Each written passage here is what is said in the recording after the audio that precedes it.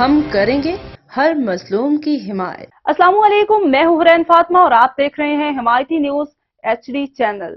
نظر ڈالتے ہیں آج کی اہم خبروں پر۔ 31 دسمبر کو ضلع حویلی کے نوجوان یوسف آفریدی کو دن دہاڑے نامعلوم افراد نے راولپنڈی میں بڑے بے دردی سے قتل کر دیا۔ بے گناہ قتل ہونے والے یوسف آفریدی کے ورثاء نے بابری چوک کہوٹہ حویلی میں احتجاجی دھرنا دے دیا۔ احتجاجی مظاہرے میں ضلع حویلی کی سول سوسائٹی، انجمن تاجران وکلا، حویلی یوتھ اور میڈیا نمائندگان نے کثیر تعداد میں شرکت کی۔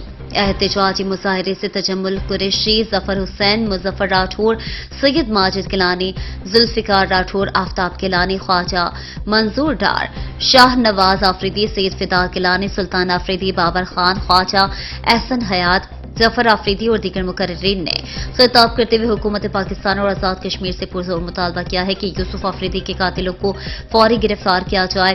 مقررین نے حکومت پاکستان سے مطالبہ کیا ہے کہ اگر قاتلوں کو 2 دن میں گرفتار نہ کیا تو ہم احتجاجی دھرنا دیں گے اور اسلام آباد کی طرف لانگ مارچ کریں گے۔